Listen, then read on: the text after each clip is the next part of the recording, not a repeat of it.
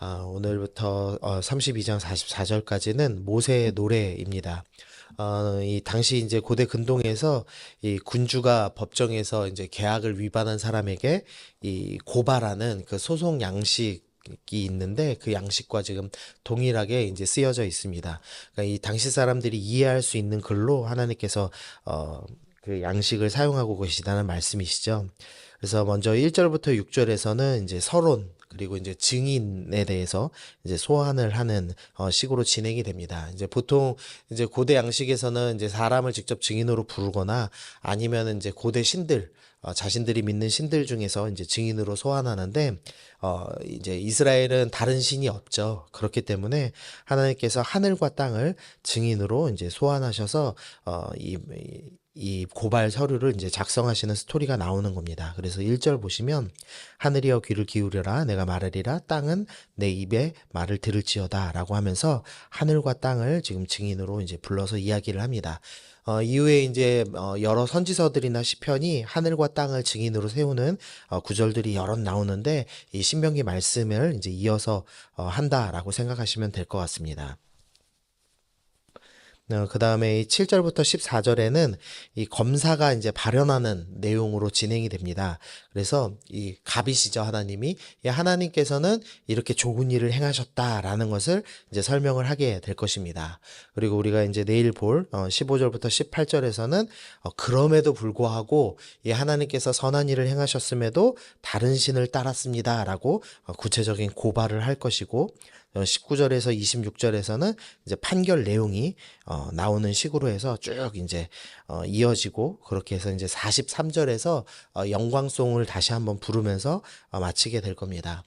그래서 모세의 노래는 이제 구조를 좀 살펴보면 이 영광송으로 시작해서 영광송으로 끝난다고 할 수 있습니다. 이 3절 말씀 보시면 내가 여호와 이름을 전파하리다 너희는 우리 하나님께 위엄을 돌릴지어다 라고 하면서 하나님께 영광을 돌리고 43절에서도 너희 민족들아 주의 백성들아 즐거워하라 라고 하면서 하나님을 찬양하는 것으로 끝나고 있습니다. 그러니까 시작과 끝이 모두 하나님께 영광을 돌리고 있다는 것이죠. 우리가 두 종류의 영광을 돌릴 수 있습니다. 하나는 이 무시무시한 저주 목록들 또 하나님의 지금 판결문을 보면서도 여전히 하나님을 두려워하지 않고 악을 행할 수 있습니다. 그러면 하나님께서는 그 악한 자를 심판하시죠. 심판하심으로 하나님의 공의를 드러내십니다. 그럼으로써 하나님의 영광이 드러나죠. 하나님은 악을 심판하시는 분이구나 라는 이제 영광이 드러나게 됩니다. 그리고 또 하나는 이 무시무시한 목록들을 보면서 맞습니다. 하나님 저는 이거 마땅히 당해야 될 죄인입니다. 스스로 인정하고 하나님의 긍휼을 구하여서 하나님의 그 자비를 받는 그것으로도 하나님의 영광을 드러낼 수 있습니다. 그러니까 내가 끝까지 반항하여서 하나님의 공의를 드러내는 삶을 살 것인가? 아니면 내가 회개하는 삶을 삶으로써 하나님의 자비와 사랑을 드러냄으로써 하나님께 영광 돌릴까를 우리의 삶에서 정할 수 있다, 선택할 수 있다는 것입니다. 그래서 먼저 생각하셔야 될 것은 나는 어떻게 영광 돌리고 있는가? 나는 공의를 드러내는 악한 사람인가? 아니면 하나님의 사랑과 긍휼을 드러내는 사람인가? 고민하시면서 우리가 회개하며 하나님의 긍휼을 드러내는 삶을 살아내면 좋겠습니다. 두 번째로 7절부터 14절에 이 하나님이 행하신 일들 목록이 나옵니다. 이 8절 보시면은요, 지극히 높으신 자가 민족들에게 기업을 주실 때, 인종을 나누실 때, 이스라엘 자손의 수요대로 백성들의 경계를 정하셨다라고 되어 있습니다. 하나님께서 창세기 10장과 11장에서 이 민족들에게 땅을 분배하시죠. 이 70민족들에게 땅을 분배하십니다. 근데 그 70민족들은 하나같이 크고 거대한 민족인데 이스라엘은 사실 매우 작은 보잘것없는 민족에 불과합니다. 그런데 하나님께서 이 이스라엘까지도 하나님께서 품으시고 그 땅의 경계를 정해 주셨습니다. 땅을 허락해 주셨습니다. 9절 말씀 보시면 여호와의 분깃은 자기 백성이라 야곱은 그가 택하신 기업이로다. 하나님께서 이 작은 민족에게 땅을 주시는 것뿐만 아니라 하나님의 기업으로 선택하셨다라고 말씀을 하고 있습니다. 이 하나님의 선택을 받은 자들은 매우 큰 은혜와 축복을 받은 사람들이죠. 어느 민족도 누릴 수 없는 큰 축복을 받았습니다. 그 하나님의 축복이 이 10절 말씀 보시면 눈동자로 표현되고 있습니다. 하나님께서 이 백성들을 어느 정도로 보호하시냐? 눈동자를 지키시듯 지키신다 말씀하십니다. 우리가 스스로 눈 찌르려고 한번 해보면 눈꺼풀이 아마 막을 겁니다. 이 눈꺼풀은 무조건적으로 막죠. 내가 아무리 눈 뜨고 버티려고 해도 감당치 못하고 눈을 감습니다. 그것처럼 하나님께서 어떤 상황과 어려움 속에서도 무조건적으로 보호하시듯이 이 눈동자처럼 우리를 보호하신다라고 말씀하십니다. 눈동자가 이 깜빡일 때 이 눈물이 조금씩 나온답니다. 그래서 이 각막들을 보호한다고 합니다. 하나님께서 약속의 땅에서 이 때에 따라서 이른 비와 늦은 비를 보내주시겠다라고 말씀하시는데 마치 그것을 눈동자로도 표현하고 계시는 것 같습니다. 우리의 심령은 이 땅이 약하기 때문에 계속 메마를 수밖에 없는데 하나님께서 우리 심령에 끊이지 아니하고 눈동자가 깜빡이며 눈물을 내듯 또 단비를 내리시며 보호하시는 분이라고 우리 가운데 설명을 하십니다. 또 11절 보시면 독수리가 자기 새끼를 보호하는 모습이 나옵니다. 이 자기 새끼 위에 너풀거리며 라고 된 이 원어가 이 창세기 1장 2절에서 하나님의 영이 수면에 운행하시니라와 동일한 원어입니다. 그러니까 하나님께서는 온 우주를 창조하실 때부터 독수리가 날개로 자기 새끼를 품고 보호하듯이 보호하셨고 또 하나님의 백성인 우리를 보호하고 계시다라고 설명을 하고 있습니다. 그러면서 11절 후반부 보시면은요, 그의 날개 위에 그것을 엎는 것과 같다라는 표현이 있습니다. 이 독수리가 이 자기 새끼를 훈련시킬 때 둥지에서 새끼를 떨어뜨린다고 합니다. 그러면은 이렇게 새끼가 이제 깜짝 놀라서 이제 날갯짓하면서 쭉 떨어지겠죠. 그러면 이제 독수리가 땅에 닿을 때쯤 되면은 날개로 이 새끼를 딱 받아서 새끼가 다치지 않게 보호한다고 합니다.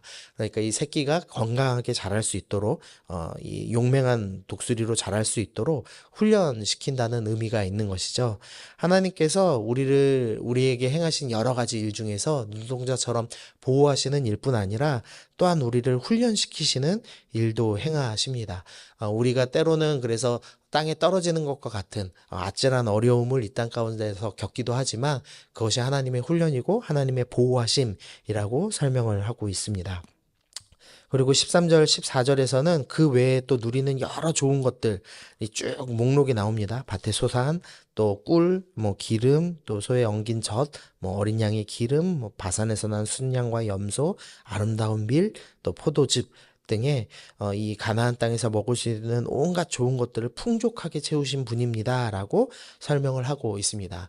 그러니까 하나님께서 우리를 눈동자처럼 보호하시고 또 독수리가 자기 자녀를 훈련하듯이 훈련시키시고 모든 필요한 것들을 다 주시고 먹이셨습니다. 그러므로 이 하나님을 생각할 때 우리가 오직 감사와 영광 돌리는 일을 행해야 합니다. 하나님의 백성에게 제일 안 어울리는 일은 불평과 원망인 거죠. 그래서 하나님 나를 늘 마르지 않고 보호하시며 나를 키워주시는, 나를 훈련시켜주시는, 나를 성도답게 자라게 하시는 주님께 오늘도 감사로 나아가야겠습니다. 그 다음 마지막으로 4절과 6절 말씀 보시면은요. 이 고발장의 대상자 두 명이 등장하고 있는 겁니다. 한 분은 하나님이시죠. 하나님은 어떤 분이시냐면 반석이시고 완전하시고 정의로우시고 진실하시고 거짓이 없으시고 공의로우시고 바르신 분이라고 소개가 됩니다. 한편 이 대상자인 이스라엘에 대한 표현이 나오는데요. 5절과 6절 보시면은 일단 여호와를 향해서 악을 행합니다. 그러니까 여호와께 대항하는 악한 존재들, 그래서 악을 행하고 하나님의 자녀가 아닙니다. 그러니까 자녀가 될 자격이 없는 존재입니다. 흠이 있는 존재이고 삐뚤어져서 베베 꼬인 사람들, 그리고 6절 보시면 어리석고 지혜가 없는 사람들이라고 이야기를 합니다. 하나님께서는 이렇게 자격이 없는 자, 아주 삐뚤빼뚤하고 구불구불 꼬인 어리석고 아무 자격이 없는 사람들을 선택하시고 이들을 키워주셨습니다. 이들을 사랑하셨습니다. 그럼에도 불구하고 이스라엘 백성이 하나님이 아닌 다른 신을 섬기는 모습들을 보여줄 것입니다. 그래서 어, 우리가 이 말씀 통해서 적용해야 될 것은 우리 안에 이런 악한 이스라엘의 모습은 없는가를 좀 생각해 봐야 될 것 같습니다. 하나님께서 우리에게 행해 주신 너무나 좋은 것들이 많고 하나님은 의로우시고 공의로우신 분이신데 우리가 그 하나님을 바라보는 것보다는 우리가 세상을 바라보며 세상의 악한 것들을 찾고 그래서 베베 꼬인 심령을 가지고 삐뚤어진 심령을 가지고 하나님께 감사와 영광으로 나아가기보다는 원망과 불평으로 어리석은 모습으로 나아가고 있지는 않는가를 생각해 보시면서 하나님 나의 이 베베꼬인 심령을 바르게 펴주시옵소서. 하나님 내가 원망과 불평이 아니라 감사와 영광을 돌리며 나아가게 해 주옵소서. 오늘도 하나님 거룩하시고 온전하신 하나님을 믿음으로 바라보게 해 주시옵소서. 우리 그렇게 기도하며 나아가야겠습니다. 그래서 말씀을 좀 정리하면 모세의 노래가 지금 하나님과의 계약서 특별히 고발장을 작성하는 양식으로 되어 있습니다. 고발장을 작성하는 이유는 너네 절대 이거 하면 안 된다라는 경고의 말씀인 거죠. 그래서 이 경고의 말씀을 기억하면서 내가 하나님께 감사와 영광을 돌리며 나아가겠습니다. 이 모세는 3절에서 영광을 돌리고 또 마지막 43절에서 영광 돌리는 것처럼 우리는 오직 영광 돌리며 주님께 감사하겠습니다. 우리 그렇게 결단하시면서 오늘 기도하시면 좋겠습니다.